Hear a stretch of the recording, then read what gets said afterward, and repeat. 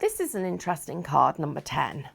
Dimension inside so that we could be hanging something from this panel if we chose to, but because of the weight of either of these panels, the card itself requires some kind of stability to hold it all together. We've got a lot of mats and layers, so this is all about balance and being able to make sure that your card doesn't ever just collapse under the weight. This panel is going to do all of the work. When we come to assemble, it's pretty simple. Fold your card in half and that becomes your card base. Your score line is already in there as that's being created using your scan and cut. And then we've got the panels that are going to work for inside and outside. So let's just put some of this together and make it easy for ourselves. We'll do the mats and layers and get this in one piece.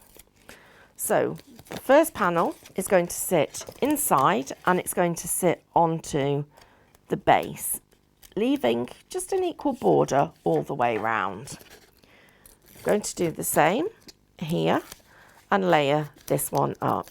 And I'm just going to enlist some help on getting the tape off the back of some of these so that you're not sat watching the elements that you already know how to do. So you can see here that that layer looks really effective. I'm going to come onto the front and do some layering on the front.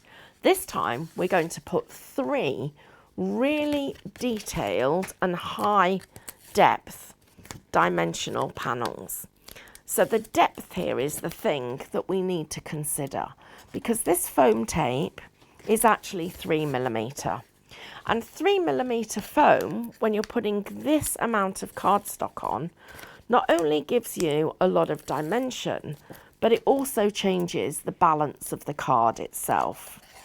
So we're layering up these panels so that we've got the dimension that we need. And you can already see how the card front is trying to push itself open. Let's just make sure we get this lined up perfectly. And then I'm going to layer inside the last of the panels. And this one is going to go inside here.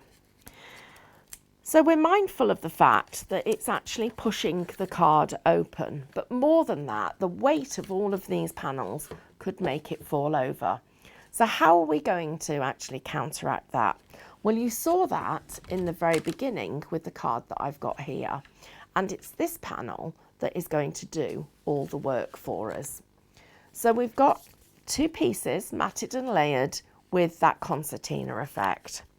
Take the back off our red liner tape so we can hold this in place, and this will give us a really strong bond. Take it right up to the edge of the cardstock.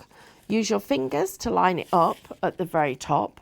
Make sure that the panel is flat when you're working so that when you concertina up, it becomes perfectly flat and the card will hold its shape. There are our 2 different designs.